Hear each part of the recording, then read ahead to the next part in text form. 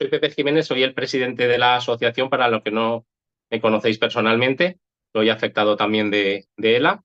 Y bueno, la asociación participa, forma parte de Conela, no solo a nivel de participación formal, sino que la asociación es vicepresidenta de Conela y bueno, estoy intentando participar al máximo en lo que ha sido el tema de la ley y la idea es transmitiros qué hemos hecho desde que empezamos, en qué situación estamos ahora con la ley, con lo que lo ha ocurrido la semana pasada y cuáles son las expectativas que tenemos que tener, ¿vale?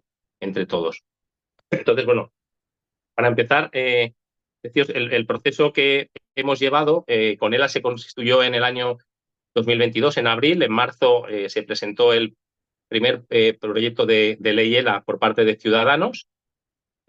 A partir del momento de la Constitución estuvimos trabajando sobre ese texto de ley, que el gobierno pues, fue reteniendo paulatinamente hasta 49 veces en el plazo de alegaciones. Lo que sí que tuvimos reuniones con ellos durante el año 22 y en el verano de 23 nos propusieron el hacer unas mesas interterritoriales en las que tuvimos varios encuentros con la ministra de Sanidad, Carolina Darias, con el ministro Escrivá y con Nacho Álvarez, que era el secretario de Estado de Derechos Sociales, porque Ione Belarra estaba de baja. De esas reuniones, aunque no eran la ley, pero se avanzó en derechos de las personas con ELA. Uno de los puntos en que conseguimos fue un circuito rápido para poder dictaminar la invalidez de las personas una vez que están diagnosticadas de ELA, el poder estar diagnosticadas en un plazo muy corto a través de las asociaciones. Tenemos un circuito por el que comunicamos el DNI y en un plazo pues no más de 15-20 días debe estar reconocida esa invalidez. Luego, por otro lado, la prescripción de los equipos de comunicación completos, que ahora mismo ya se están ofreciendo en la Comunidad Valenciana. Antes nos ofrecían solo el lector óptico y la tablet y el brazo lo tenía que pagar cada usuario. Desde hace ya varias semanas, yo diría que algún mes, en la Comunidad Valenciana se debe prescribir por completo y se está prescribiendo por completo. Hablando con Pedro el otro día en Alicante, me decía que algunos de los hospitales de Alicante no lo están haciendo. El trasladaos que si lo necesitáis en un momento determinado, sepáis que tenéis derecho a todo completo, ¿vale? Y nosotros iremos insistiendo en ello. Luego también se habló de la inversión en pasillos únicos, en unidades de referencia en las comunidades. Y bueno, este año se ha dotado en la mesa interterritorial de 5 millones y pico de euros para enfermedades raras y ELA, y parte va a ir para hacer alguna unidad de este tipo. Estamos pendientes de que la Comunidad Valenciana nos diga cuáles son los centros de referencia en la comunidad. Esperamos que sean al menos 4 y posiblemente 5. Luego también salió de esa mesa, de esas conversaciones, 2 residencias piloto que se han empezado a trabajar en ellas. Ya están dotadas de recursos los proyectos y se empiezan a construir ya. En Cáceres para 30 personas y en Asturias para 15 personas. ¿Vale? Van a ser residencias, tienen ámbito nacional. Cualquier persona que pueda solicitar el servicio a nivel nacional podría ir hasta cualquiera de esas residencias a poder ser atendido. Se trata de un piloto para poder cuantificar qué nivel de atención requiere esta enfermedad dentro de lo que es el modelo de residencias y el coste que tiene por persona afectada, ¿vale? Y de manera que pueda en un futuro ser extrapolable a otras comunidades y otros ámbitos. Y luego, por último, nos quedamos pendientes de mejorar la cotización de los cuidadores en el ámbito familiar, que se quedó ahí colgada y que dentro de la ley que ahora se propone pues se ha recogido, ¿vale? Y que ahora os comentaré. Entonces, hasta ahí avanzamos en el 2022-23, llegaron las elecciones, todo lo que habíamos hecho y avanzado en cuanto a la ley se fue al traste porque sí que quedaron estos beneficios, pero lo que era la tramitación de la ley pasó a ser 0. Tuvimos que empezar otra vez de nuevo. Convocamos grupos de afectados, grupos de asociaciones y a través de esos grupos volvimos a intentar rehacer el texto de ley, teniendo en cuenta las dificultades y los problemas que nos habían puesto inicialmente. Y además también contábamos con un grupo de juristas entre los que estaba Edmundo Val, que estaba en el grupo de Ciudadanos, Fernando Escribano, que es de Fundación Luzón, que ha sido juez y miembro del Consejo General.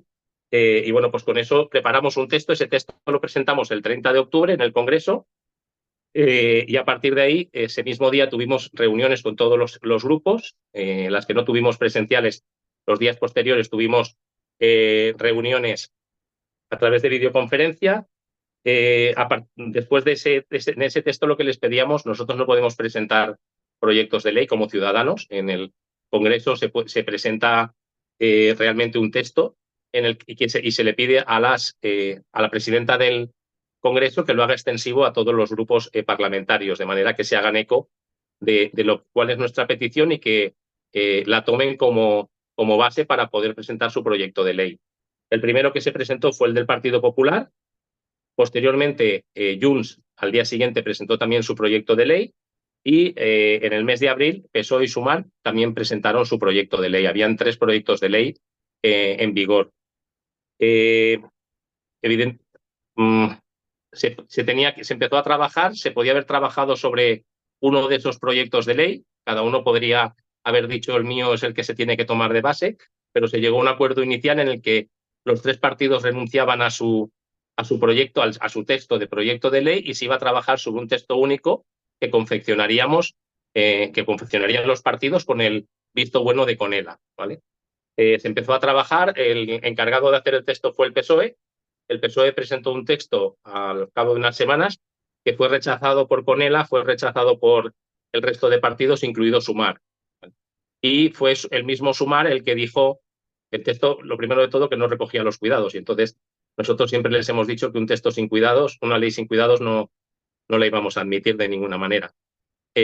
Sumar se salió de ese pacto, de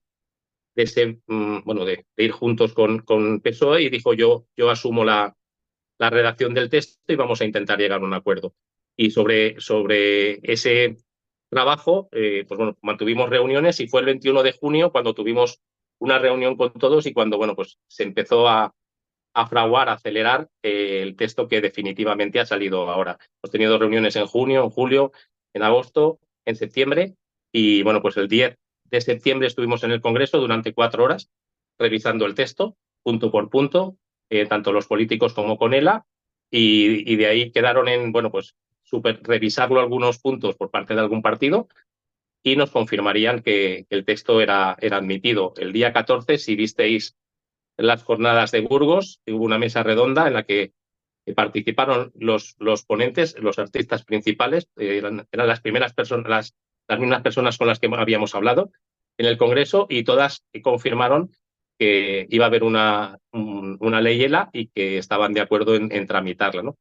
El día 18 estuvimos en el Congreso, se firmó ese acuerdo, esa renuncia a los textos y la conformidad con el texto que se había gestionado. Y el día 19, pues teníamos que haber estado el día 18 con el presidente del gobierno también, que nos dijo que estaría en el Congreso, pero bueno, tuvo que salir y volvimos el día 19 y estuvimos hablando con él durante otra hora y media de lo que implica esta ley, ¿no? Sobre todo el que tiene que estar, para nosotros es ilusión, para nosotros es vida, para nosotros es esperanza, pero para que se lleve a cabo tiene que estar dotada de recursos, ¿no? Y bueno, pues estuvimos allí durante hora y media hablando.